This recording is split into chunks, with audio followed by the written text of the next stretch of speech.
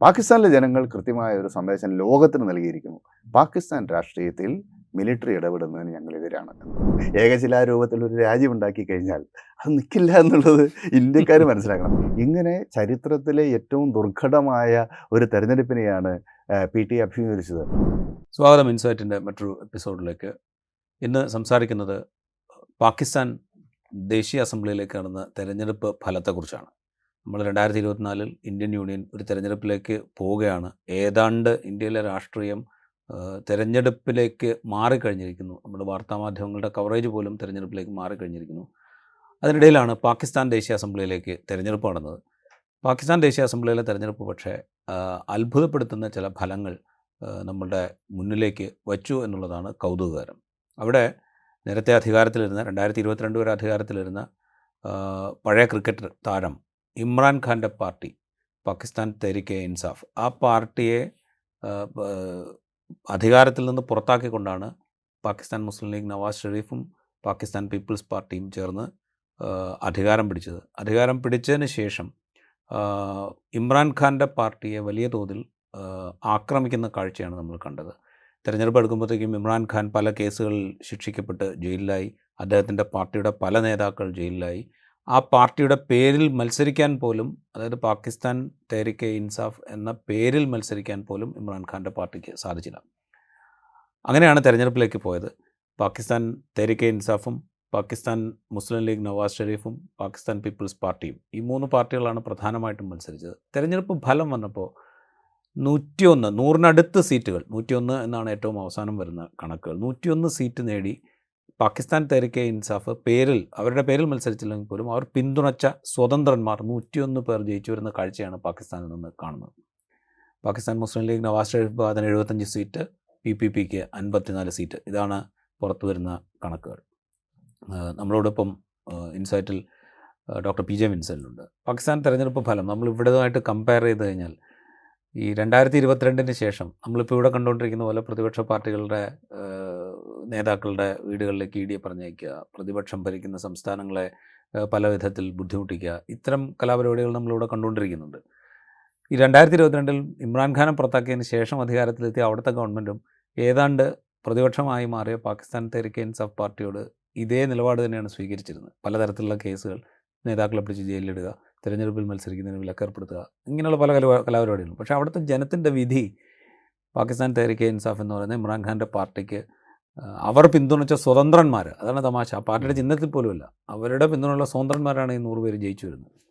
അതുകൊണ്ടാണ് ഒരുപക്ഷെ ഈ ജനവിധി കൂടുതൽ കൗതുകകരമാകുന്നത്. എന്താണ് ഈ പാകിസ്ഥാൻ്റെ രാഷ്ട്രീയത്തിൽ ഈ ജനവിധിക്കുള്ള പ്രാധാന്യം എന്താണ്? പാകിസ്ഥാൻ രാഷ്ട്രീയത്തിലെ ഏറ്റവും പുരോഗമനപരമായ ജനവിധികളിൽ ഒന്നാണ് ഇപ്പോൾ സംഭവിച്ചത്. അതിൻ്റെ ഏറ്റവും പ്രധാനപ്പെട്ട കാര്യം, പാക് രാഷ്ട്രീയത്തിലെ ഏറ്റവും നിർണായകമായ ശക്തി അവിടുത്തെ മിലിറ്ററിയാണ്. അവരാണ് നിശ്ചയിക്കുന്നത് ആരധികാരത്തിൽ വരണം, ആരധികാരത്തിൽ നിന്ന് പുറത്തു പോകണം എന്ന്. അവിടുത്തെ പ്രധാനമന്ത്രിമാർ, അധികാരത്തിൽ വന്നിട്ടുള്ള പ്രധാനമന്ത്രിമാരെല്ലാവരും തന്നെ അധികാരത്തിന് പുറത്തു പോകുന്നതോടുകൂടി 100 കണക്കിന് കേസുകൾ അവരുടെ പേരിൽ വരികയും ജയിലിലടക്കപ്പെടുകയും ചെയ്യുക വളരെ സ്വാഭാവികമാണ്. നവാബ് ഷെരീഫിന് എതിരായിട്ട് എത്രയോ കേസുകൾ വന്നു. അദ്ദേഹത്തെയും അദ്ദേഹത്തിൻ്റെ മകൾ മറിയം ഷെരീഫിനെയും 10 വർഷത്തേക്കാണ് ശിക്ഷിച്ചത്. അങ്ങനെ അദ്ദേഹം ശിക്ഷിക്കപ്പെട്ടു. അദ്ദേഹത്തിൻ്റെ തെരഞ്ഞെടുപ്പിൽ പങ്കെടുക്കാൻ സാധിക്കുന്ന സാഹചര്യം ഉണ്ടായില്ല. അദ്ദേഹം നാട് വിട്ടുപോയി. കഴിഞ്ഞ 4 വർഷമായിട്ട് അദ്ദേഹം പുറത്തായിരുന്നു, വിദേശത്തായിരുന്നു. കോalition ഗവൺമെൻറ് വന്നപ്പോഴാണ് അദ്ദേഹത്തിന് മടങ്ങി വരാൻ പറ്റിയ സാഹചര്യം ഉണ്ടായത്. അപ്പോൾ നവാബ് ഷെരീഫിൻ്റെ നേതൃത്വം നൽകുന്ന മുസ്ലിം ലീഗ് നവാസ് വിഭാഗം അധികാരത്തിലിരുന്ന ഘട്ടത്തിലാണ് അദ്ദേഹത്തിനെതിരായിട്ട് മിലിറ്ററി തിരിയുന്നത്. മിലിറ്ററിയുടെ ശക്തമായ പിന്തുണ ഇമ്രാൻഖാന് ലഭിച്ചു. 2018 തെരഞ്ഞെടുപ്പ് അത്തരത്തിൽ വ്യാപകമായ റിഗ്ഗിങ് നടന്നു എന്ന് അന്ന് തന്നെ വിമർശിക്കപ്പെട്ടതാണ്. ഏതായാലും വലിയ ഭൂരിപക്ഷത്തിൽ പരമ്പരാഗതമായ 2 രാഷ്ട്രീയ പാർട്ടികൾ ആണ് പാകിസ്ഥാൻ്റെ രാഷ്ട്രീയം നിർണ്ണയിച്ചിരുന്നത്. അത് പാകിസ്ഥാൻ മുസ്ലിം ലീഗും പാകിസ്ഥാൻ പീപ്പിൾസ് പാർട്ടിയുമാണ്. ഈ 2 പാർട്ടികൾക്കിടയിലൂടെ ഇമ്രാൻഖാൻ എന്ന ക്രിക്കറ്റ് ബാറ്റ് ചിഹ്നമായി തെരഞ്ഞെടുപ്പിൽ മത്സരിക്കുകയും വൻ ഭൂരിപക്ഷത്തിൽ അദ്ദേഹം 2018 വിജയിക്കുകയും ചെയ്തു.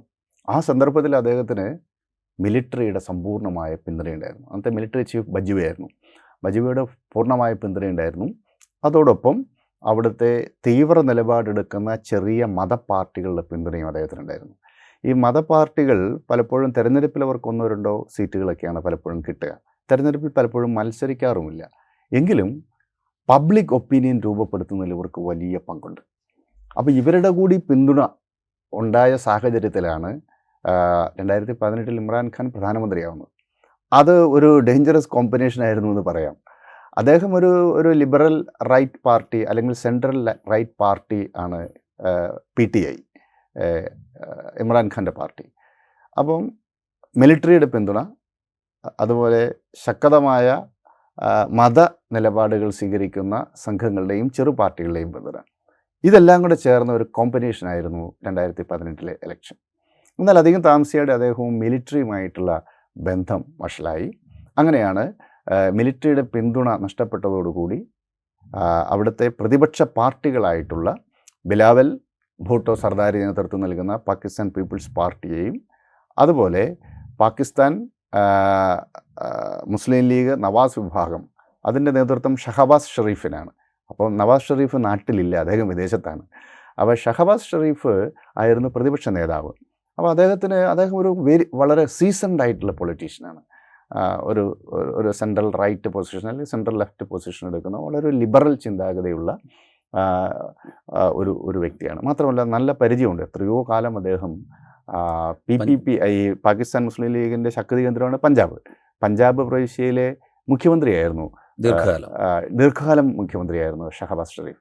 അന്ന് നവാസ് ഷെറീഫ് 3 തവണ പ്രധാനമന്ത്രി ആയ സമയത്തും ഇദ്ദേഹമായിരുന്നു അവിടെ. അപ്പോൾ ഈ പഞ്ചാബിൽ 142 അസംബ്ലി മണ്ഡലങ്ങളുണ്ടെന്നാണ് ഞാൻ കരുതുന്നത്. അപ്പം അത് ചെറിയ കാര്യമല്ല. അപ്പോൾ പഞ്ചാബാണ് യഥാർത്ഥത്തിൽ ഇന്ത്യയിലെ UP എന്ന് പറയാവുന്ന പ്രാധാന്യം പാകിസ്ഥാൻ രാഷ്ട്രീയത്തിൽ പഞ്ചാബിനുണ്ട്.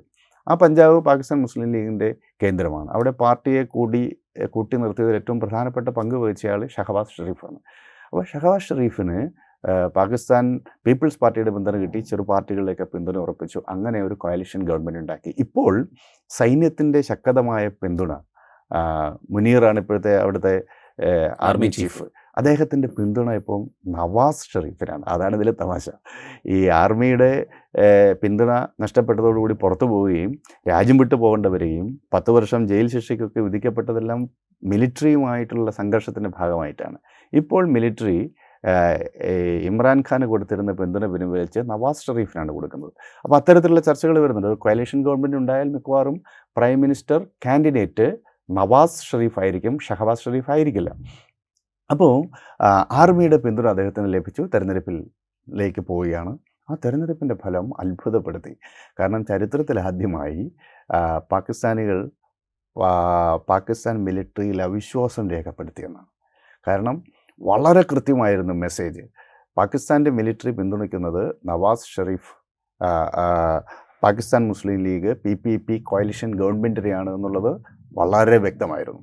അതുമാത്രവുമല്ല, ഭരണ സംവിധാനവും മിലിറ്ററിയുടെ സംവിധാനവും അതോടൊപ്പം ജുഡീഷ്യറിയെയും ഫലപ്രദമായി ഭരണത്തിലിരിക്കുന്ന ഈ മുന്നണിക്ക് വേണ്ടി വിനിയോഗിക്കുകയും ചെയ്തു.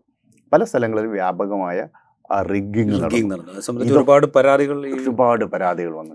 ഇതൊക്കെ വന്നിട്ടും താങ്കൾ സൂചിപ്പിച്ചതുപോലെ 101 സീറ്റ് ജയിച്ചു.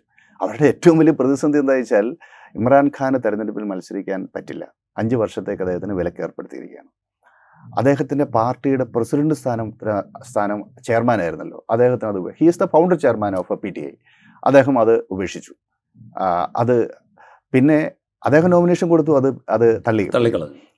അതുപോലെ PTIയുടെ പ്രധാനപ്പെട്ട നേതാക്കളുടെ നിരവധി ആളുകളുടെ നോമിനേഷനുകൾ തള്ളിക്കളഞ്ഞു. അവരുടെ ഏറ്റവും വലിയ പ്രതിസന്ധി എന്ന് പറയുന്നത് അവരുടെ ചിഹ്നം ബാറ്റാണ്. ആ ബാറ്റ് ചിഹ്നം ഉപയോഗിക്കാൻ പറ്റിയിട്ടില്ല. അപ്പോൾ ഇത്രയും മാത്രമല്ല, വ്യാപകമായിട്ടുള്ള ഈ ED ഇവിടെയൊക്കെ വരുന്നത് പോലെയൊന്നുമല്ല. അവിടെ പല ആളുകളെയും നേരെ പിടിച്ചുകൊണ്ട് പോയി കഴിഞ്ഞാൽ പുറലോകം കാണില്ല. അപ്പോൾ അങ്ങനെ PTIയുടെ പല സ്ഥാനാർത്ഥികൾക്കും മത്സരിക്കാൻ പറ്റാത്ത സാഹചര്യം വന്നു. PTIയുടെ പല ലോക്കൽ നേതാക്കളും ഭരണകൂട ഭീകരതയെ പേടിച്ച്, മിലിറ്ററിയെ പേടിച്ച് പാർട്ടി പ്രവർത്തനം അവസാനിപ്പിച്ചു. പല ആളുകളും പാകിസ്ഥാൻ മുസ്ലിം ലീഗിലും PPPയിലും ചേർന്നു. ഇങ്ങനെ ചരിത്രത്തിലെ ഏറ്റവും ദുർഘടമായ ഒരു തെരഞ്ഞെടുപ്പിനെയാണ് PTI അഭിമുഖീകരിച്ചത്. ആ തെരഞ്ഞെടുപ്പിൽ പക്ഷേ ജനങ്ങൾ അവരുടെ കൂടെ നിന്നു എന്നുള്ളതാണ്. കാരണം PTI സ്പോൺസർ ചെയ്യുന്ന കാൻഡിഡേറ്റ്സ് അവർ മത്സരിച്ചത് സ്വതന്ത്ര സ്ഥാനാർത്ഥികളായിട്ടാണ്, സ്വതന്ത്രമായ ചിഹ്നത്തിലാണ് മത്സരിച്ചത്. ഇതൊക്കെയായിട്ടും അവരെ തെരഞ്ഞു പിടിച്ച് ജയിപ്പിക്കാൻ പാകിസ്ഥാനിലെ ജനങ്ങൾ സവിശേഷമായ ശ്രദ്ധ കാണിച്ചു എന്നുള്ളത് പാകിസ്ഥാൻ രാഷ്ട്രീയത്തിലെ ഒരു നിർണായകമായ മാറ്റത്തിൻ്റെ സൂചനയാണ്. എന്ന് വെച്ചാൽ ഈ മിലിറ്ററി പൊളിറ്റിക്സിൽ ഇടപെടുന്നതിന് ഞങ്ങൾ എതിരാണ് എന്ന ഏറ്റവും ഗംഭീരമായിട്ടുള്ള ഒരു മെസ്സേജാണ് പാകിസ്ഥാനിലെ ജനങ്ങൾ ഈ തെരഞ്ഞെടുപ്പിൻ്റെ ഭാഗമായി നൽകിയിട്ടുള്ളത്. അതിനിപ്പം ഗവൺമെൻറ് പ്രൈം മിനിസ്റ്റർ ആരാവും എന്നുള്ളതൊക്കെ വേറെ പ്രശ്നം. പക്ഷേ പാകിസ്ഥാനിലെ ജനങ്ങൾ കൃത്യമായ ഒരു സന്ദേശം ലോകത്തിന് നൽകിയിരിക്കുന്നു. പാകിസ്ഥാൻ രാഷ്ട്രീയത്തിൽ മിലിറ്ററി ഇടപെടുന്നതിന് ഞങ്ങൾ എതിരാണ് എന്നത്. അതാണ് ഈ തെരഞ്ഞെടുപ്പിൻ്റെ ഏറ്റവും വലിയ പ്രത്യേകതയായി ഞാൻ കാണുന്നത്. ഇത് പറയുമ്പോൾ ഇപ്പോൾ പാകിസ്ഥാൻ ഇമ്രാൻഖാൻ അകത്താണ്.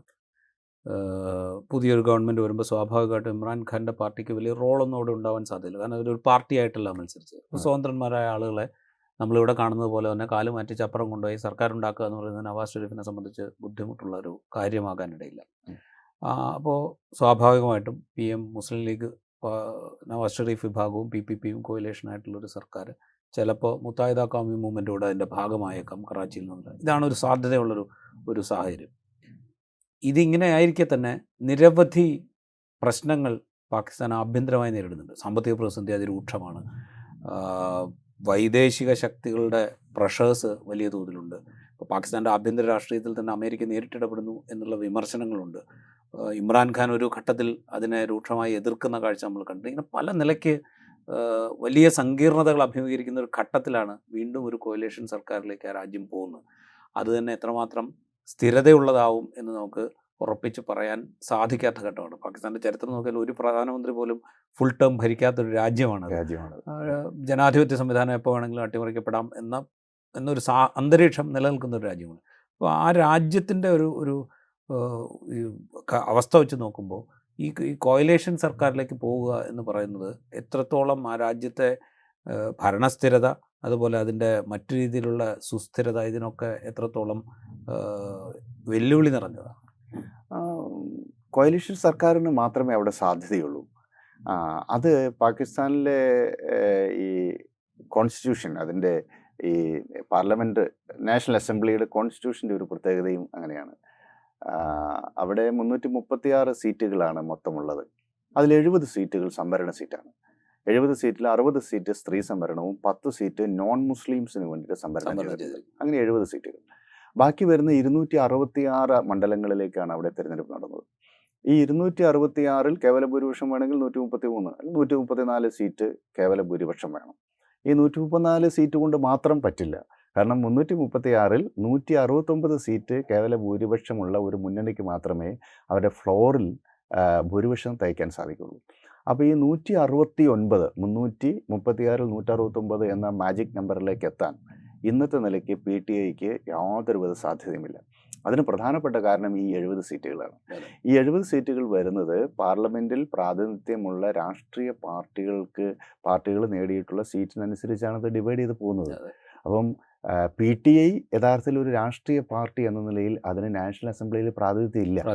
എല്ലാവരും സ്വതന്ത്രരായിട്ടാണ് മത്സരിച്ചത്. അപ്പോൾ അങ്ങനെ വരുമ്പോൾ അതുകൊണ്ടാണ് നവാസ് ഷെരീഫ് പറഞ്ഞത് തെരഞ്ഞെടുപ്പ് കഴിഞ്ഞു പാർലമെൻറ്റിലെ ഏറ്റവും വലിയ ഒറ്റക്കക്ഷി ഞങ്ങളാണ് എന്ന് പറഞ്ഞു. കാരണം 101 സീറ്റ് നിങ്ങൾ പറഞ്ഞതുപോലെ 101 സീറ്റ് ചിലപ്പോൾ 1-2 കൂടിയേക്കാം. അത് PTI ആണെന്ന് നമുക്കെല്ലാവർക്കും അറിയാം. പക്ഷേ PTI എന്ന രാഷ്ട്രീയ പാർട്ടി ഇപ്പോൾ ഇല്ല. അതാണ് പ്രശ്നം. അവർ സ്വതന്ത്രരായിട്ടാണ് നിൽക്കുന്നത്. അപ്പോൾ അങ്ങനെ നോക്കുമ്പോൾ പാകിസ്ഥാനിലെ നാഷണൽ അസംബ്ലിയിലെ ഏറ്റവും വലിയ പാർട്ടി 75 സീറ്റുകൾ നേടിയിട്ടുള്ള നവാസ് ഷെരീഫിൻ്റെ പാർട്ടിയാണ്. 54 സീറ്റ് ബിലാവൽ ഭൂട്ടോ സർദാരിയുടെ പാകിസ്ഥാൻ പീപ്പിൾസ് പാർട്ടി നേടിയിട്ടുണ്ട്. 4ാമത്തെ ഏറ്റവും വലിയ പാർട്ടി മുത്താഹിദ ഖൗമി മൂവ്മെൻറ്റാണ്, MQM. അത് ഇന്ത്യയിൽ നിന്ന് വിഭജനകാലത്ത് പാകിസ്ഥാനിലേക്ക് പോയിട്ടുള്ള ആളുകൾ തുടങ്ങിയിട്ടുള്ളൊരു പാർട്ടിയാണ്.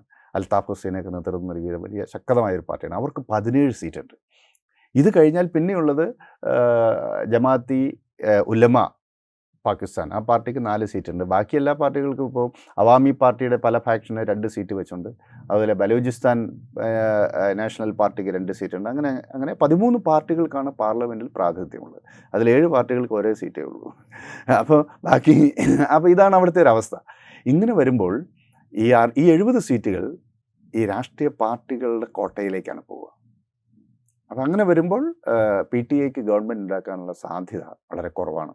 പാർലമെൻറ്റിൽ അവർ ഭൂരിപക്ഷം നേടിയാലും ഒരു ഒരു ഒരു കൊയലിഷൻ, ഒരു അലയൻസ്, ഇപ്പോൾ 75 സീറ്റ് പാകിസ്ഥാൻ മുസ്ലിം ലീഗ് നവാസ് വിഭാഗത്തിനും, അതുപോലെ 54 സീറ്റ് സർദാർജി ബിലാവൽ ഭൂട്ടോയുടെ PPPക്കും ഉണ്ട്. ഈ രണ്ടും കൂടെ ചേർന്ന് കഴിഞ്ഞാൽ അവർക്ക് കേവല ഭൂരിപക്ഷത്തിലേക്ക് പിന്നെ എത്തണമെങ്കിൽ ആർമിയുടെ പിന്തുണ കൂടി ഉണ്ടെങ്കിൽ PTIയുടെ സ്ഥാനാർത്ഥികളായി ജയിച്ച പല ആളുകളെയും അവർക്ക് കൂടെ നിർത്താൻ പറ്റും. പിന്നെ ധാരാളം ചെറു പാർട്ടികളുണ്ട്, ഈ ചെറു പാർട്ടികളെ കൂടെ നിർത്താൻ പറ്റും. അങ്ങനെ വന്നു കഴിഞ്ഞാൽ ഒരു പക്ഷേ നവാസ് ഷെറീഫിന് വീണ്ടും പ്രധാനമന്ത്രിയായിക്കൊണ്ട് ഒരു കോയലിഷൻ സർക്കാർ ഉണ്ടാവാനുള്ള സാധ്യതയാണുള്ളത്. പക്ഷേ അതൊരു കാരണവശാലും അധികകാലം മുന്നോട്ട് പോവില്ല എന്നുള്ള കാര്യത്തിൽ ഒരു സംശയമില്ല. കാരണം ഒന്നാമതേ വളരെ ടെർബുലൻ്റ് ആയിട്ടുള്ള ഒരു ഇൻറ്റേർണൽ ആഭ്യന്തര രംഗം വളരെ കലുഷിതമാണ് പാകിസ്ഥാൻ്റെ. ഇത്തരമൊരു സാഹചര്യത്തിൽ എത്ര കാലത്തേക്ക് ഒരു അൺസ്റ്റേബിൾ ആയിട്ടുള്ള ഒരു സർക്കാർ, ഒരു പക്ഷേ PPPക്കും നവാസ് ഷെറീഫ് വിഭാഗത്തിനും കൂടെ ചേർന്ന് ഭൂരിപക്ഷമുണ്ടെങ്കിൽ ഒരു സ്റ്റേബിൾ ഗവൺമെൻറ്റിനെ നമുക്ക് എക്സ്പെക്ട് ചെയ്യാം. അതുണ്ടാവാൻ സാധ്യതയില്ല, അതില്ലല്ലോ, അതില്ല. ഈ രണ്ട് പാർട്ടികൾ ചേർന്നാലും അവർക്ക് ഒറ്റയ്ക്ക് ഭൂരിപക്ഷമില്ല, രണ്ട് പാർട്ടികൾ ചേർന്നാലും. അപ്പോൾ ചെറിയ ചെറിയ പാർട്ടികളുടെ സഹായം കൂടി വേണ്ടി വരും. അങ്ങനെ ഒരു തട്ടിക്കൂട്ട് മുന്നണി ഉണ്ടാക്കി കഴിഞ്ഞാൽ പാകിസ്ഥാനിലെ പോലെ ആഭ്യന്തര രംഗം വലിയ പ്രതിസന്ധിയെ നേരിടുന്ന ഘട്ടത്തിൽ അതിന് മുന്നോട്ട് പോകാൻ പറ്റും എന്നെനിക്ക് തോന്നുന്നില്ല. ഇത് രണ്ട് കാര്യങ്ങൾ വളരെ പ്രധാനപ്പെട്ടതാണ്. ഒന്ന്, താങ്കൾ സൂചിപ്പിച്ച പാകിസ്ഥാൻ്റെ സാമ്പത്തിക തകർച്ച, അത് അതീവ ഗുരുതരമാണ്. അതിൻ്റെ പ്രധാനപ്പെട്ട കാരണം ചൈനയുടെ ലോണുമാണ്. അത് നമ്മൾ മനസ്സിലാക്കാണ്ട് പറ്റില്ല. ലോകത്തിലെ ഏറ്റവും വലിയ ഇൻഫ്രാസ്ട്രക്ചർ ഇൻവെസ്റ്റ്മെൻറ്റ് പ്രൊജക്റ്റാണ് ചൈന പാകിസ്ഥാൻ ഇക്കണോമിക് കോറിഡോർ. അതിൻ്റെ ഭാഗമായി ചൈന അവിടെ നടത്തിയിട്ടുള്ള ഇൻവെസ്റ്റ്മെൻറ്റ് കോടാനുകോടി രൂപയുടെ ഇൻവെസ്റ്റ്മെൻറ്റാണ്. അതോടൊപ്പം ലോകത്തിലെ ഏറ്റവും വലിയ തുറമുഖങ്ങളിൽ ഒന്നായി അവർ ഡെവലപ്പ് ചെയ്യുന്ന ഗൊദാർ തുറമുഖം, അതും ചൈനയുടെ സഹായത്തോടു കൂടിയാണ് ഡെവലപ്പ് ചെയ്യുന്നത്. ഈ പണമൊക്കെ എങ്ങനെ തിരിച്ചടയ്ക്കാൻ സാധിക്കും? സ്വാഭാവികമായിട്ട് ഹമ്പൻടോട്ട തുറമുഖം ചൈന ഒക്കുപ്പൈ ചെയ്തതുപോലെ ഈ പ്രദേശങ്ങൾ ഒക്കുപ്പൈ ചെയ്യും. അതോടൊപ്പം ഈ ചൈനീസ് ഇൻവെസ്റ്റ്മെൻറ്റിൻ്റെ ഒരു പ്രത്യേകത, അത് ഗിൽജിത്ത് ബാൾട്ടിസ്ഥാൻ മേഖലയിൽ കഠിനമായ ചൈനീസ് വിരുദ്ധത ശക്തിപ്പെട്ടു വരുന്നുണ്ട്. ഈ ഗിൽജിത്ത് ബാൾട്ടിസ്ഥാൻ മേഖല ഇന്ത്യയുടെ ഭാഗമാണ്, കാരണം സാങ്കേതികമായി അത് കാശ്മീരിൻ്റെ ഭാഗമാണ്. കാശ്മീർ എന്ന് പറഞ്ഞാൽ 5 ഭാഗങ്ങൾ ചേർന്നതാണ് പഴയ കാശ്മീർ. ഇന്ത്യയിലെ ജമ്മു ആൻഡ് കാശ്മീർ, ഇന്ത്യയിലെ ലഡാക്ക്, പിന്നെ പാക് ഒക്കുപ്പൈഡ് കാശ്മീർ, ഗിൽജിത്ത് ബാൾട്ടിസ്ഥാൻ മേഖല, പിന്നെ 1962 ചൈനയ്ക്ക് പാകിസ്ഥാൻ കൈമാറിയ ഷക്സം വാലി എന്ന് പറയുന്ന പ്രദേശം. ഇതോടൊപ്പം 1962 യുദ്ധത്തിൽ ചൈന പിടിച്ചെടുത്ത 36,000 ചതുരശ്ര കിലോമീറ്ററോളം വരുന്ന അക്സായ് ചിൻ എന്ന് പറയുന്ന ലഡാക്കിൻ്റെ ഭാഗം. ഇത്രയും പ്രദേശങ്ങൾ ചേർന്നതാണ് ഈ പഴയ കാശ്മീർ, അവിഭക്ത കാശ്മീർ എന്ന് പറയുന്നത്. ഈ കാശ്മീർ മുഴുവനും ഇന്ത്യയുടെ ഭാഗമാണ്. അപ്പോൾ ഈ ഗിൽജിത്ത് ബാൾട്ടിസ്ഥാൻ മേഖലയുടെ പ്രത്യേകത, അവിടെ ഒരു ബുദ്ധിസ്റ്റ് കൾച്ചറിന് വലിയ സ്വാധീനമുള്ള മേഖലയാണ്. അവിടുത്തെ മുസ്ലിമുകളിൽ വലിയ ഭാഗം ഷിയ മുസ്ലിമുകളാണ്. അതുകൊണ്ട് തന്നെ പാകിസ്ഥാൻ അവിടെ ബോധപൂർവം ഷിയ മുസ്ലിം പോപ്പുലേഷനെ കുറയ്ക്കുന്നതിന് വേണ്ടി 80കളിൽ കാര്യമായ ഇടപെടൽ നടത്തിയിരുന്നു. 75% അവിടുത്തെ ഷിയ പോപ്പുലേഷൻ. ആ പോപ്പുലേഷനിലെ 60% കുറഞ്ഞിരിക്കുകയാണ്. കാരണം അത് പഞ്ചാബ്, സിന്ധ് മേഖലയിൽ നിന്നും ഖൈബർ പഖ്തൂൺഖ മേഖലയിൽ നിന്നും ധാരാളം സുന്നി മുസ്ലിമുകളെ അവരെ ഗിൽജിത്ത് ബാൾട്ടിസ്ഥാൻ മേഖലയിലേക്ക് കൊണ്ടുവരുന്നുണ്ട്. ആ സംഘർഷം നിലനിൽക്കുകയാണ് ഇപ്പോൾ സ്കർദു പോലെയുള്ള നഗരം കേന്ദ്രീകരിച്ച് ചൈനയുടെ വലിയ സ്വാധീനം വരുന്നത്. അവിടെ ഷോപ്പുകളെല്ലാം ചൈനക്കാരുടേതായി മാറുന്നു, എവിടെ നോക്കിയാലും ചൈനക്കാരെ കാണാനുള്ള സാഹചര്യം വരുന്നു. അതുകൊണ്ട് സ്കർദുവിലിപ്പം വലിയ ചൈനീസ് വിരുദ്ധ മുന്നണി രൂപപ്പെട്ടു വന്നത്. സ്കർദു സ്റ്റുഡൻസ് യൂണിയൻ ചൈനക്കാർക്കെതിരായിട്ടുള്ള സമരം തുടങ്ങിയിരിക്കുക. ഇതേപോലെയാണ് ബലൂചിസ്ഥാൻ മേഖലയിൽ. ബലൂചിസ്ഥാൻ മേഖലയിൽ സ്ഥിതി അല്പം വ്യത്യസ്തമാണ്. അവിടുത്തെ ചൈനയുടെ നിർമ്മാണ കേന്ദ്രങ്ങളെയും ചൈനീസ് ലക്ഷ്യങ്ങളെയും ബലൂചിസ്ഥാൻ ലിബറേഷൻ ആർമി നേരിട്ട് അറ്റാക്ക് ചെയ്യുകയാണ്.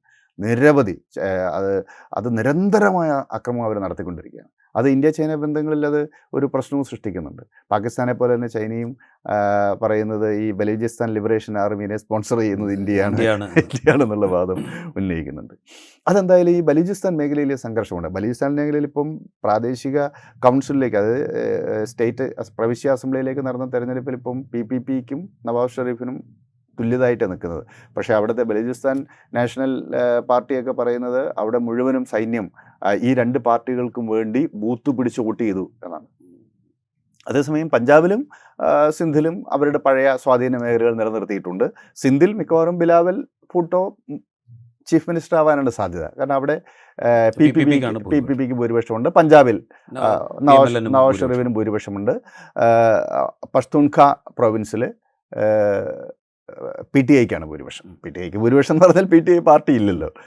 അപ്പം ഇങ്ങനെ ഈ ഒരു സാഹചര്യമുണ്ട്. അങ്ങനെ സാമ്പത്തിക രംഗം വലിയ പ്രതിസന്ധി അവർ അഭിമുഖീകരിക്കുന്നു. ചൈനീസ് ഇൻവെസ്റ്റ്മെൻറ്റും ചൈനയുടെ ഇൻഫ്രാസ്ട്രക്ചർ ഇൻവെസ്റ്റ്മെൻറ്റ് പ്രൊജക്റ്റും ചൈനയെ വലിയ സാമ്പത്തിക കടക്കിണിയിലേക്ക് പോയിട്ടുണ്ട്.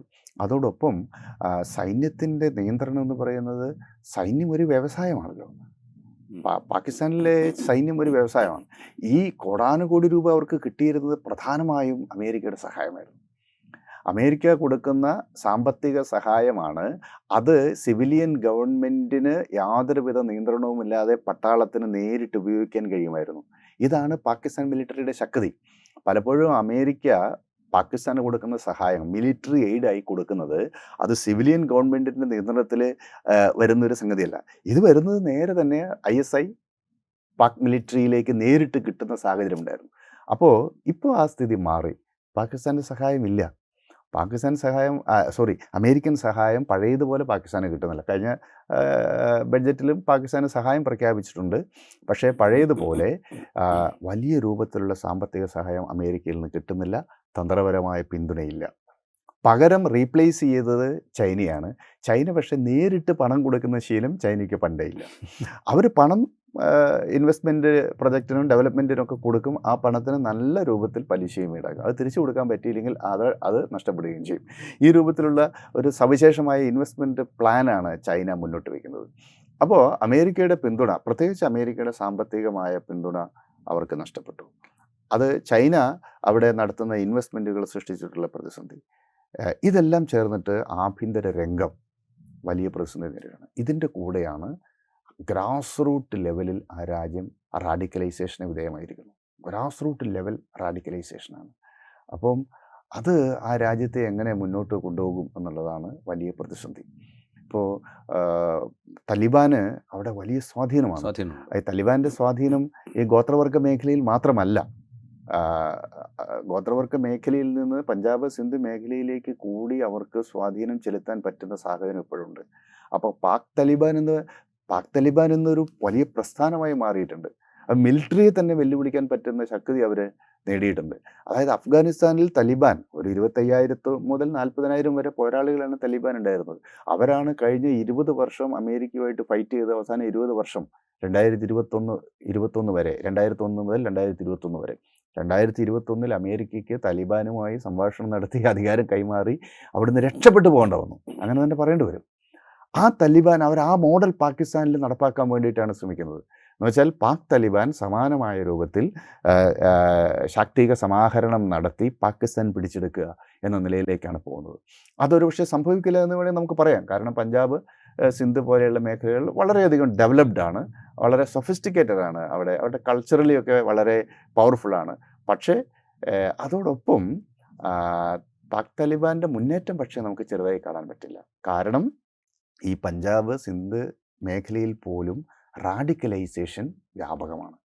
ഇപ്പോൾ ഇസ്ലാമിക റാഡിക്കലൈസേഷൻ തൃണമൂല തലത്തിൽ വ്യാപിച്ചിരിക്കുന്നു. അത് താലിബാൻ അല്ലെങ്കിൽ താലിബാനെ പോലെയുള്ള ഏത് സംഘത്തിൻ്റെയും വളർച്ചയ്ക്കുള്ള ഏറ്റവും ഫലപ്രദമായ മൂലധനമാണ്. ഈ മൂലധനം അവിടെ ഉള്ള കാലത്തോളം ആ വ്യവസായം എപ്പോൾ വേണമെങ്കിലും ശക്തിപ്പെടാം. അപ്പോൾ ഒന്നുകിൽ പാക് താലിബാൻ അല്ലെങ്കിൽ സമാനമായ സംഘം പാകിസ്ഥാനിൽ അധികാരത്തിൽ വരികയോ അല്ലെങ്കിൽ അവരൊരു മിലിറ്ററി ആക്ഷനിലൂടെയോ അതല്ലെങ്കിൽ മിലിറ്ററി തന്നെ അവരുടെ ഭാഗമായി മാറുകയോ ഒക്കെ ചെയ്ത് അധികാരത്തിൽ വരുന്ന ഒരു സാഹചര്യത്തെ നമുക്ക് തള്ളിക്കളയാൻ പറ്റില്ല. ഇങ്ങനെയുള്ള പറയുമ്പോൾ മെഹബൂബ മുഫ്തി, ജമ്മു കാശ്മീർ PDPയുടെ നേതാവ്, അവരുടെ ഒരു ലേഖനം വൈറൽ കണ്ടു. അവർ പാകിസ്ഥാൻ രാഷ്ട്രീയത്തെ ഈ തെരഞ്ഞെടുപ്പിന് ശേഷം വിലയിരുത്തുകയാണ്. അപ്പോൾ അവർ പറയുന്നത്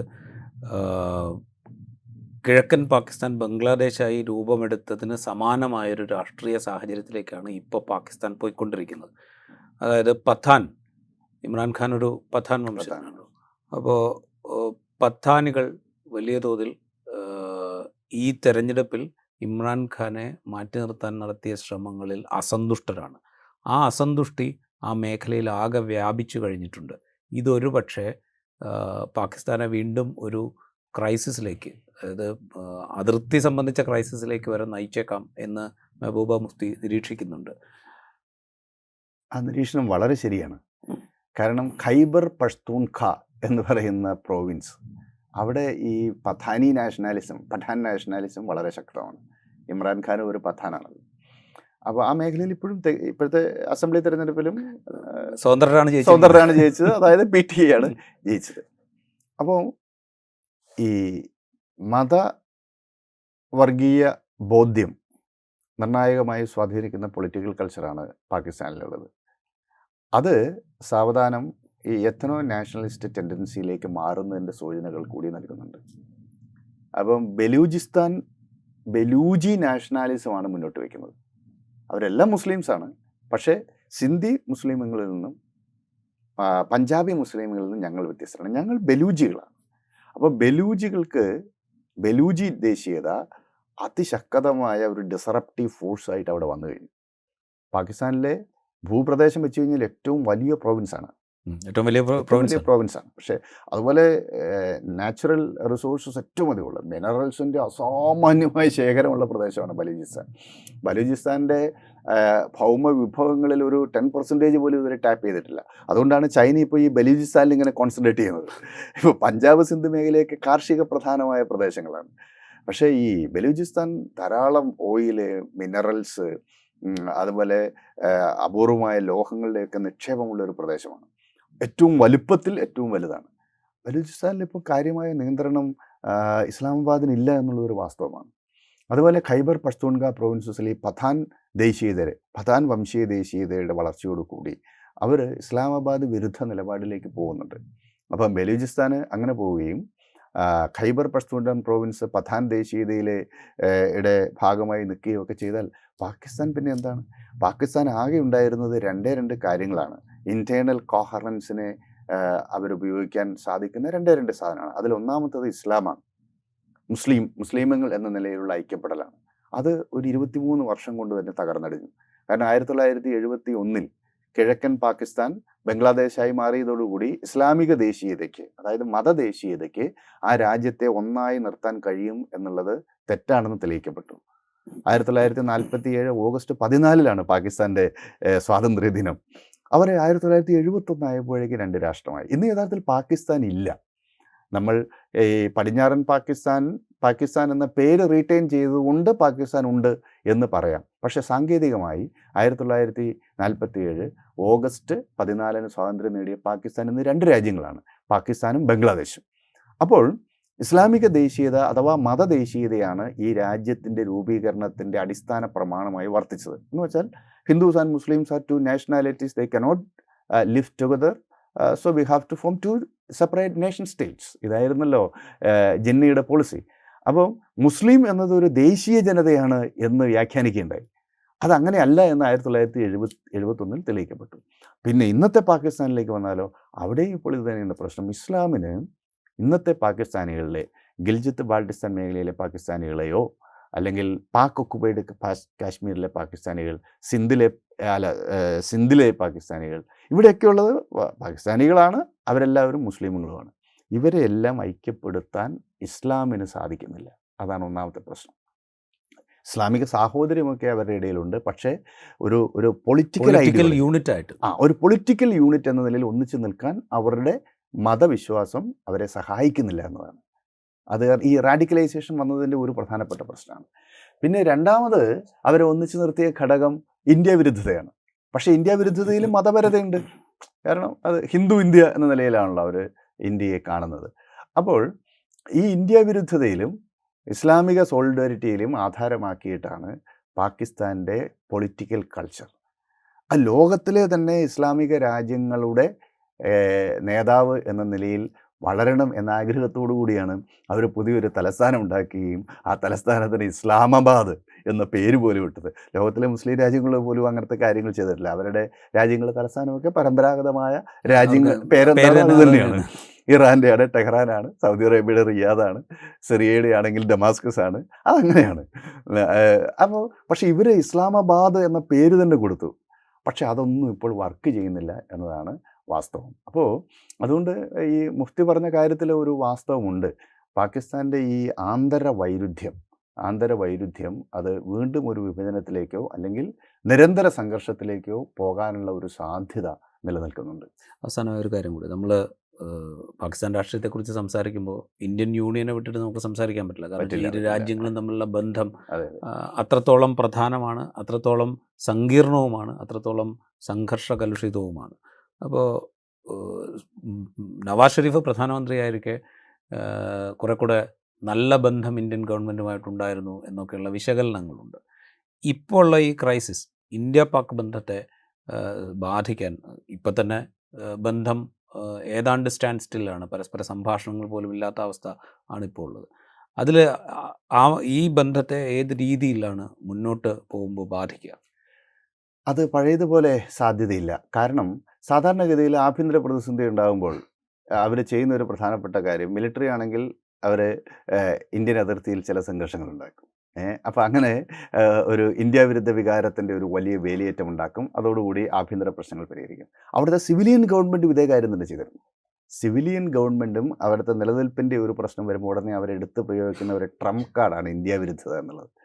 അത് പക്ഷേ ഈ രൂപത്തിൽ പ്രയോഗിക്കാൻ ഇനി പറ്റുന്ന ഒരു സാഹചര്യമില്ല. അത് വളരെ പ്രധാനമാണ്. അത് പല സന്ദർഭങ്ങളിലും ഇപ്പോൾ ഇന്ത്യ പാകിസ്ഥാൻ്റെ ശത്രുവാണെന്ന് പറഞ്ഞാൽ ഏതെങ്കിലും പാകിസ്ഥാനെ വിശ്വസിച്ചിട്ട് വേണ്ടേ? കാരണം അവരുടെ പ്രതിസന്ധി അവരുടെ മുന്നിലുള്ള വിഷയങ്ങളാണ്. അപ്പോൾ ഇന്ത്യ അവിടെ പോയിട്ട് എന്തെങ്കിലും ചെയ്യുന്നതിൻ്റെ ഭാഗമായിട്ടുള്ള, അതേസമയം ഇന്ത്യയിൽ നമ്മളുടെ ഒരു അനുഭവം വ്യത്യസ്തമാണ്. കാരണം 2001 പാർലമെൻറ്റ് ആക്രമണമാണെങ്കിലും 2008 ബോംബെ ആക്രമണമാണെങ്കിലും അത് പാകിസ്ഥാനിൽ വന്ന പിന്നെ പത്താൻകോട്ടുണ്ട്, അല്ലെങ്കിൽ പുൽവാമയുണ്ട്. ഇതിനകത്തൊക്കെയുള്ള വ്യത്യസ്തമായ അഭിപ്രായങ്ങൾ വന്നുവെങ്കിലും പാക് ട്രെയിൻഡ് ആയിട്ടുള്ള ടെററിസ്റ്റുകളുടെ സാന്നിധ്യമുണ്ട്. അതുപോലെ പാകിസ്ഥാൻ രാഷ്ട്രീയത്തിൽ ഇന്ത്യ ഇടപെടുന്നില്ല. അതൊരു ഫാക്റ്റാണ്. അപ്പോൾ പഴയതുപോലെ ഇന്ത്യ വിരുദ്ധത യഥാർത്ഥത്തിൽ അവർക്ക് പ്രയോഗിക്കാൻ സാധിക്കില്ല. അതോടൊപ്പം യഥാർത്ഥത്തിൽ ഇന്ത്യ പഠിക്കേണ്ടത് പാകിസ്ഥാനെയാണ്. പാകിസ്ഥാനെ ഒരു മാതൃകയാക്കണം. കാരണം പാകിസ്ഥാൻ എങ്ങനെയാണോ തകർന്നത് അതുപോലെ ഒരു ഏകശിലാരൂപത്തിലൊരു രാജ്യം ഉണ്ടാക്കി കഴിഞ്ഞാൽ അത് നിൽക്കില്ല എന്നുള്ളത് ഇന്ത്യക്കാർ മനസ്സിലാക്കണം. പാകിസ്ഥാൻ നൽകുന്ന ഏറ്റവും വലിയ ഇന്ത്യക്ക് പഠിക്കാവുന്ന ഏറ്റവും വലിയ പാഠം അതാണ്. കാരണം അവർ ഏകശിലാരൂപത്തിൽ ഒരു മതരാഷ്ട്രം ഉണ്ടാക്കിയത് 23 വർഷം കൊണ്ട് തകർന്നടിഞ്ഞു. അതേസമയം നമ്മളിപ്പോഴും 76-77 വർഷമായിട്ടും കൂടുതൽ ശക്തമായി മാറി. ഇപ്പോൾ ഇന്നലെ ഫോബ്സിൻ്റെ കണക്ക് വന്നു കഴിഞ്ഞപ്പോൾ നമ്മൾ 4.11 ട്രില്യൺ ഇക്കണോമിയായി മാറി. ലോകത്തിലെ ഏറ്റവും വലിയ 5ാമത്തെ ഇക്കണോമി, ലോകത്തിലെ ഏറ്റവും ശക്തമായ രാജ്യം. അപ്പോൾ ഇന്ത്യയുടെ ഒരു ഗ്രാഫ് എടുത്തു കഴിഞ്ഞാൽ ഈ രൂപത്തിൽ നമ്മൾ വരാൻ കാരണം നമ്മുടെ ബഹുസ്വരത കൊണ്ട് തന്നെയാണ്.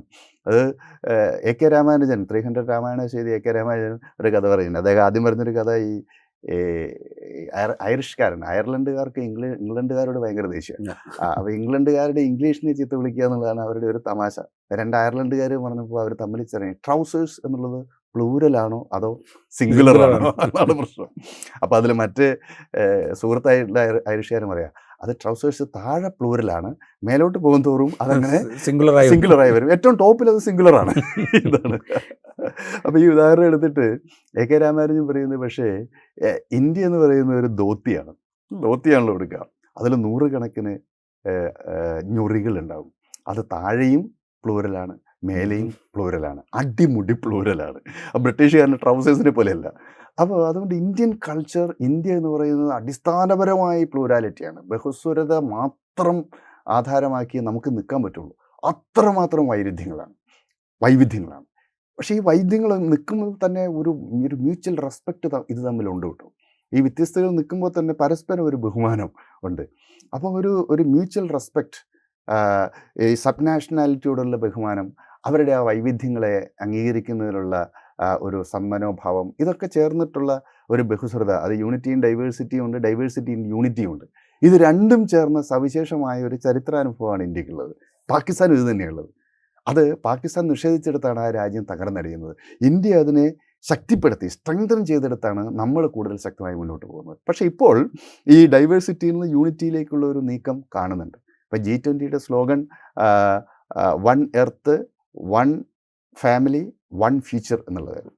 അത് ഇന്ത്യൻ കോൺഗ്രസിലേക്ക് വരുമ്പോൾ one prime minister, one government, one country എന്ന നിലയിലേക്ക് അത് ചുരുങ്ങി വരുന്നുണ്ട്. മോഡി, BJP, ഇന്ത്യ എന്ന നിലയിലേക്ക് ചുരുങ്ങി വരുന്നുണ്ട്. ആ ചുരുക്കം പക്ഷേ ഇന്ത്യക്ക് ഗുണം ചെയ്യില്ല.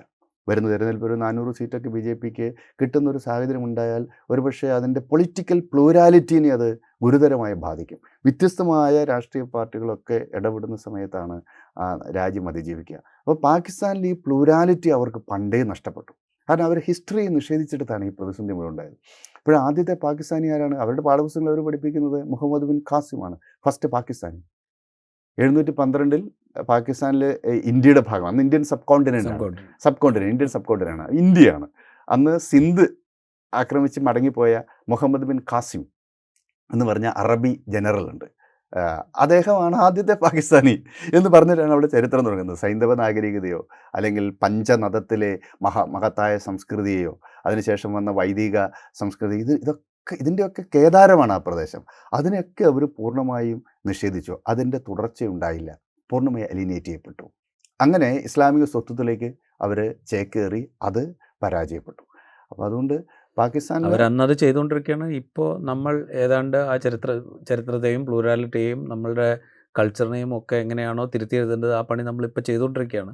ആ വഴിയിൽ നമ്മൾ പതുക്കെ നടന്നുകൊണ്ടിരിക്കുകയാണ്. അതുകൊണ്ടാണ് പാകിസ്ഥാനിൽ നിന്ന് നമുക്ക് പഠിക്കാനുണ്ട് എന്ന് വിൻസെൻ്റ് മാഷ് പറയുന്നത്. തീർച്ചയായിട്ടും ഈ അർത്ഥത്തിൽ നമുക്ക് വേണമെങ്കിൽ ശശി തരൂർ പറഞ്ഞ ഹിന്ദു പാകിസ്ഥാൻ എന്ന പ്രയോഗം നമുക്ക് ചെയ്യാം. അപ്പോൾ അദ്ദേഹം ഏത് അർത്ഥത്തിലാണ് പറഞ്ഞതെന്ന് എനിക്കറിയില്ല. പക്ഷേ ഈ ഒരു അർത്ഥത്തിൽ, അതായത് നമ്മൾ പാകിസ്ഥാനെ പഠിക്കുക എന്ന് ലളിതമായി പറഞ്ഞു കഴിഞ്ഞാൽ അത് സംഭവിക്കും. അപ്പം പാകിസ്ഥാൻ അതുകൊണ്ട് ഈ പ്ലൂരാലിറ്റിയെ അവർക്ക് സ്വീകരിക്കുന്നതിൽ അവർക്ക് പരാജയം. പാകിസ്ഥാൻ്റെ സ്ഥാപകനായിട്ടുള്ള മുഹമ്മദ് അലി ജിന്ന തന്നെ ഷിയ ആയിരുന്നു എന്നാണ് ഞാൻ മനസ്സിലാക്കുന്നത്. അദ്ദേഹം ഷിയാക്കളാണ് ഇപ്പോൾ ഏറ്റവും അധികം അവിടെ ആക്രമിക്കപ്പെടുന്നത് എന്നാലോചിച്ചു.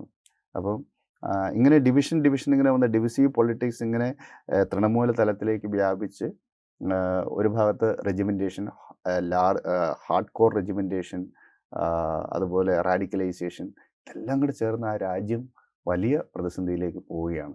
പക്ഷേ അത് ലോകത്തിൻ്റെ പ്രതിസന്ധിയായി മാറിയിരിക്കുന്നു എന്ന് തന്നെ പറയാം. അത് ലോകത്തിൻ്റെ പ്രതിസന്ധിയാണ്. കാരണം ഇവരിയ്ക്കുന്നത് ന്യൂക്ലിയർ വെപ്പണിൻ്റെ മേലെയാണ്. ഇന്ത്യയേക്കാൾ അധികം ന്യൂക്ലിയർ വെപ്പൺസ് ഉണ്ട് പാകിസ്ഥാൻ്റെ സ്റ്റോക്കിൽ എന്നാണ് കരുതുന്നത്.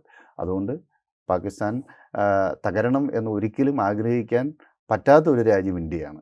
കാരണം പാകിസ്ഥാൻ്റെ സിവിലിയൻ ഓർഡറിൻ്റെ തകർച്ച ഏറ്റവും ആദ്യം ഗുരുതരമായി ബാധിക്കുക നമ്മളെയായിരിക്കും. അതൊരു ഭാഗത്ത്. രണ്ടാമതൊരു കാര്യം, പീപ്പിൾസ് ടു പീപ്പിൾ ഡിപ്ലോമസിക്കൊക്കെ വലിയ സാധ്യത. പാകിസ്ഥാനിൽ ബഹുഭൂരിപക്ഷവും ഇന്ത്യക്ക് അനുകൂലമായോ, ഇന്ത്യക്കാരോട് അവർക്കൊരു വിദ്വേഷമില്ല. ഇങ്ങനെയൊക്കെയുള്ള സംഗതികളൊക്കെ നടക്കുന്നുണ്ടെങ്കിലും പലപ്പോഴും വിദേശ രാജ്യങ്ങളിലൊക്കെ പോയി കഴിഞ്ഞാൽ വളരെ സ്വാഭാവികമായി ഐക്യപ്പെടുന്ന രണ്ട് ആളുകൾ ഇന്ത്യക്കാരും പാകിസ്ഥാൻകാരുമാണ്. അപ്പോൾ അങ്ങനെയൊക്കെയുള്ള വലിയ സാധ്യതകളുണ്ട്. അതുകൊണ്ട് ഇന്ത്യയും പാകിസ്ഥാനും തമ്മിൽ ഏത് തരത്തിലാണെങ്കിലും നല്ല ബന്ധങ്ങളിലേക്ക് പോകണം. ആ രാജ്യത്തെ സഹായിക്കാൻ പറ്റുമെങ്കിൽ നമ്മൾ സഹായിക്കണം, അത് ഡെവലപ്പ് ചെയ്യണം. കാരണം ഒരു വികസിതമായ പാകിസ്ഥാൻ യഥാർത്ഥത്തിൽ നമ്മുടെ തന്നെ അതിജീവനത്തിന് അനിവാര്യമാണ്. നമ്മുടെ തൊട്ടടുത്ത് ദരിദ്രനാരായണന്മാരുടെയും തീവ്രവാദികളുടെയും നിരന്തര സംഘർഷങ്ങൾ നടക്കുന്ന ഒരു രാജ്യം നിലനിൽക്കുന്നത് നമ്മളുടെ സെക്യൂരിറ്റിക്കാണ് വലിയ തടസ്സം. അതിനേക്കാളുള്ള പ്രശ്നം ഇന്ത്യയിലുണ്ടെന്നുള്ളത് പ്രശ്നം, അതവിടെ നിൽക്കട്ടെ എങ്കിലും ഞാൻ പറയാം. അപ്പോൾ അതുകൊണ്ട് ഒരു യോജിച്ച സർവൈവലേ യഥാർത്ഥത്തിൽ സാധ്യമാവുള്ളൂ ഇന്ത്യ പാകിസ്ഥാൻ എന്നീ രാജ്യങ്ങളെടുക്കുമ്പോൾ. അപ്പോൾ അതിലേക്കുള്ള ഒരു ബുദ്ധിപൂർവമായ നീക്കം അത് നടത്താനുള്ള ശേഷി പാകിസ്ഥാൻ്റെ പൊളിറ്റിക്കൽ കൾച്ചറിനകത്തുണ്ടോ എന്നുള്ളത് സംശയമാണ്. പക്ഷേ ഇന്ത്യക്ക് അതുണ്ട്. നമുക്കതിനുള്ള പൊളിറ്റിക്കൽ ക്യാപിറ്റലുണ്ട്, നമുക്കതിനുള്ള സാമ്പത്തിക ശേഷിയുണ്ട്, സൈനിക ശേഷിയുണ്ട്. പക്ഷേ അത് ഫലപ്രദമായി പ്രയോഗിക്കാൻ പറ്റുമോ? തെരഞ്ഞെടുപ്പിലൊക്കെ പാകിസ്ഥാൻ മുർദാബാദ് എന്നൊക്കെ വിളിച്ച് പറയാം, അതിലൊന്നും കുഴപ്പമില്ല. പക്ഷേ പ്രായോഗികമായി നമ്മൾ കുറച്ചുകൂടി ഡിപ്ലോമാറ്റിക്കായിട്ട് ഈ വിഷയങ്ങളെ കണ്ടു കഴിഞ്ഞാൽ ഒരുപക്ഷെ ഗുണപരമായ ഫലങ്ങൾ ഉണ്ടാക്കിയേക്കാം. പാകിസ്ഥാനിൽ നിന്ന് ഇന്ത്യക്ക് കൂടുതൽ പഠിക്കാനുണ്ട്, അല്ലെങ്കിൽ ഇന്ത്യക്ക് പഠിക്കാനുണ്ട് എന്ന് വിൻസെൻ്റ് മാഷ് പറയുമ്പോൾ, ഈ പാകിസ്ഥാൻ നാഷണൽ അസംബ്ലിയിലേക്ക് ഇപ്പോൾ നടന്ന തെരഞ്ഞെടുപ്പിൽ നിന്നും 2024 തെരഞ്ഞെടുപ്പിലേക്ക് ഇന്ത്യക്ക് കുറേ പഠിക്കാനുണ്ട് എന്നാണ് എനിക്ക് തോന്നുന്നത്. കാരണം വെച്ച് കഴിഞ്ഞാൽ അടിച്ചമർത്താൻ വലിയ തോതിലുള്ള ശ്രമം നടത്തിയ ഭരണകൂടത്തിൻ്റെ ഇംഗിതത്തിന്, അതിനെ സഹായിച്ച സൈന്യത്തിൻ്റെ ഇംഗിതത്തിന് വിരുദ്ധമായി വിധി എഴുതാൻ പാകിസ്ഥാനിലെ ജനങ്ങൾ അവിടെ കരുത്ത് കാണിച്ചിട്ടുണ്ട്. അതാണ് ജനാധിപത്യത്തിൻ്റെ ശക്തി എന്ന് വേണമെങ്കിൽ നമുക്ക് പറയാം. ഇവിടെയും ഏത് വിധത്തിലാണ് ജനാധിപത്യ സമ്പ്രദായത്തെ, ഭരണഘടനാ മൂല്യങ്ങളെ, പ്രതിപക്ഷ ശബ്ദത്തെ ഒക്കെ അടിച്ചമർത്താനുള്ള ശ്രമങ്ങൾ നടക്കുന്നത് എന്ന് നമ്മൾ കണ്ടുകൊണ്ടിരിക്കുന്നു. അതുകൊണ്ടാണ് ഒരുപക്ഷെ പാകിസ്ഥാൻ ദേശീയ അസംബ്ലിയിലേക്ക് നടന്ന തെരഞ്ഞെടുപ്പിൽ നിന്ന് നമ്മൾ ഇന്ത്യക്കാർക്ക് പാഠങ്ങൾ പഠിക്കാനുണ്ട് എന്ന് പറയേണ്ടി വരുന്നത്. ഇൻസൈറ്റിൻ്റെ ഈ എപ്പിസോഡിലൂടെ പൂർത്തിയാവുന്നു. മറ്റൊരു എപ്പിസോഡുമായി വീണ്ടും കാണാം.